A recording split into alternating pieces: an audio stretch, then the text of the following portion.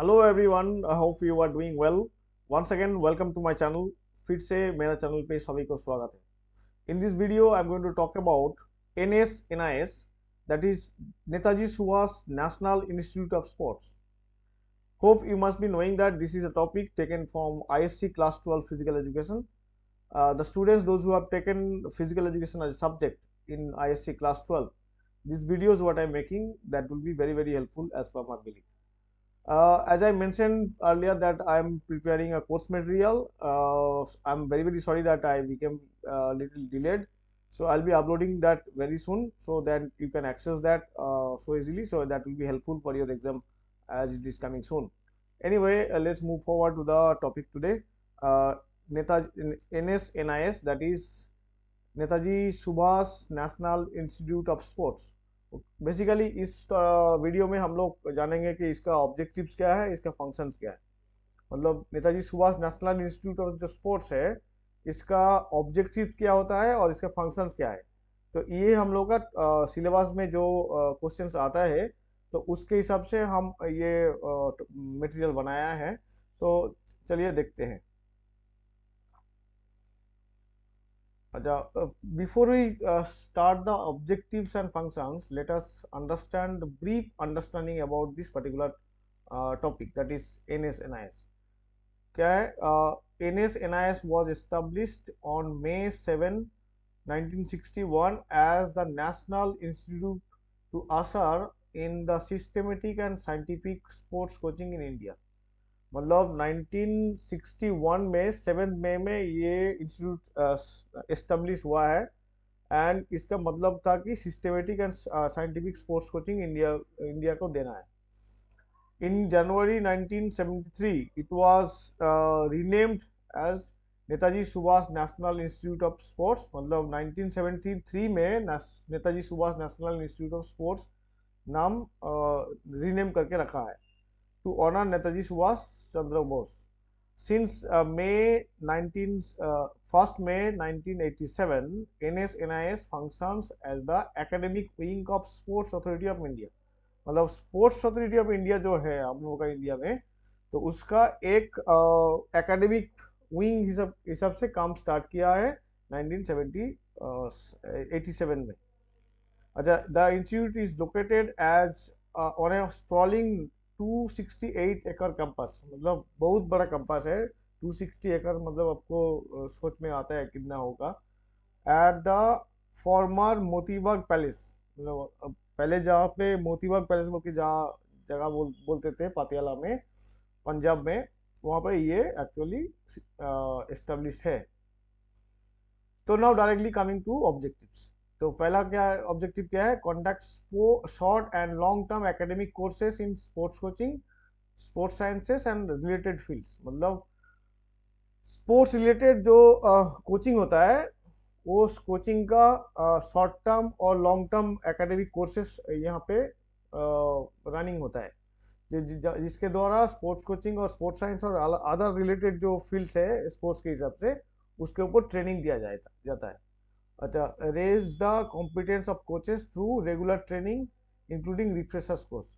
मतलब रेगुलर जो कोचेस के लिए ट्रेनिंग वगैरह देना पड़ता है, ये NSNIS ये देते हैं क्योंकि कोचेस हर टाइम अपडेटेड रहते हैं। लेकिन जैसे वो जो बच्चे लोग ट्रेनिंग करने के लिए आते हैं, मतलब नेशनल और इंटरनेशनल खेलने के लिए आते हैं, वो अच्छे तरीके से ट्रेनिंग होता है और अच्छा परफॉर्म कर पाते हैं। Next, organize national level coaching camps. जो मैंने बोल रहा था कि जो प्लेयर लोग नेशनल और इंटरनेशनल लेवल में खेलने के लिए जाते हैं, उन लोगों के लिए कोचिंग कैंप्स ये ऑर्गेनाइज करते हैं। तो जैसे elite sports person preparing for international competition, जहाँ पे एलिट लेवल प्लेयर्स जो स्टेट लेवल, डिस्ट्रिक्ट लेवल और नेशनल लेवल खेल के इंटरनेशनल खेलने के लिए चांस मिला है, उन लोगों को अच्छे तरीके से ट्रेनिंग करने के लिए ये कोचिंग कैंप्स ऑर्गेनाइज करते हैं। उसके बाद क्या है? Provide scientific backup to elite athletes. मतलब जो एथलीट्स इंटरनेशनल लेवल खेलने के लिए आते हैं, उन लोगों को साइंटिफिक बैकअप कैसे देता है? मतलब रिसर्च बेस्ड कोचिंग। मतलब जो रिसर्च स्कॉलर्स लोग रिसर्च करते हैं स्पोर्ट्स के बारे में, उसका आउटकम्स लेके उसका आउटकम कैसे इम्प्लीमेंट किया जाता है कोचिंग में, ये लोग करते हैं।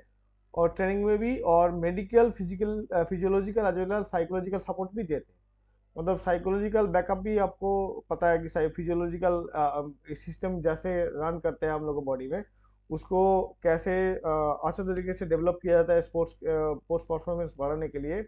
और साइकोलॉजिकल टेम्परामेंट जैसे अच्छे तरीके से इंक्रीज किया जा सकता है, इसके हिसाब से हेल्प करते हैं।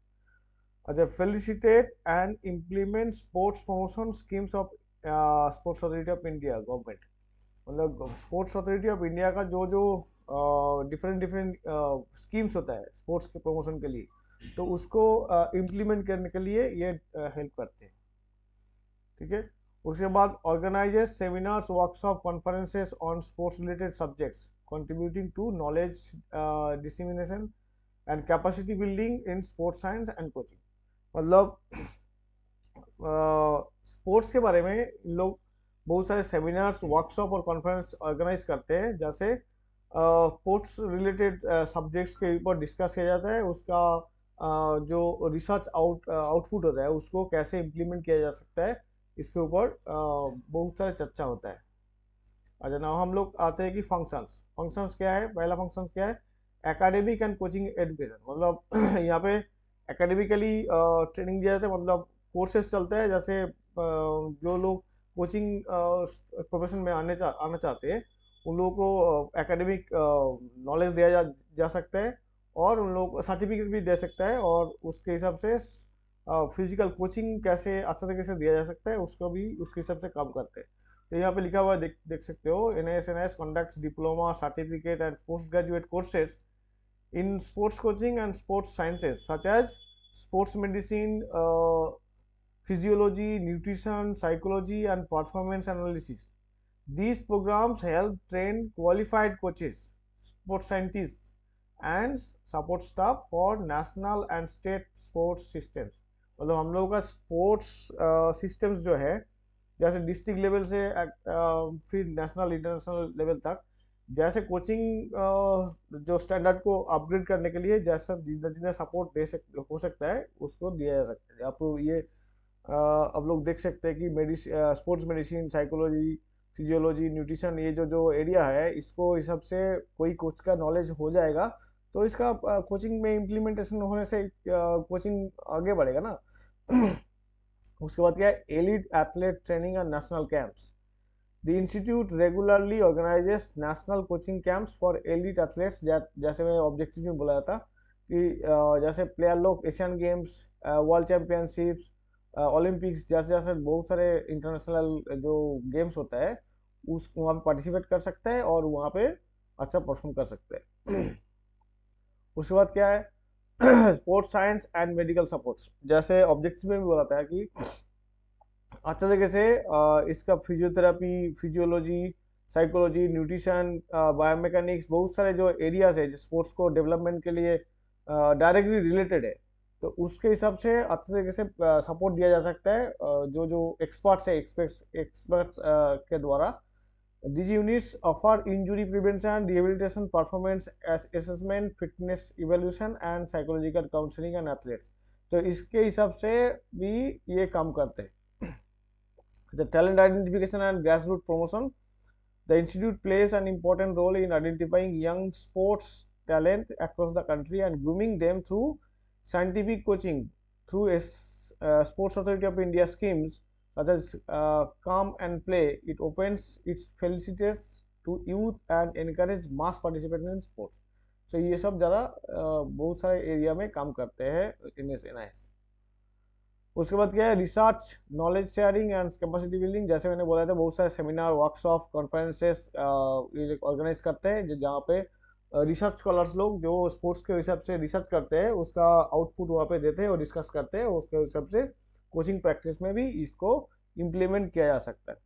अच्छा, infrastructure and support services. Institute provides world class sports facilities such as indoor halls, tracks, field, gymnasium, swimming pool, बहुत सारा चीज़ है जो जो इंफ्रास्ट्रक्चरल डेवलपमेंट के लिए दिया जा सकता है प्लेयर लोगों को, जैसे परफॉर्मेंस इनहेंस होता है, उसके हिसाब से भी ये NISNS अच्छे तरीके से काम करते हैं।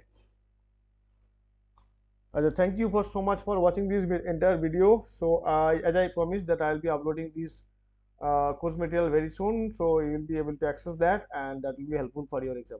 Thank you so much for watching the entire video. Hope you have liked that video. If it is so, then you share with your friends and subscribe if you are not in my channel, and keep following me. Thank you.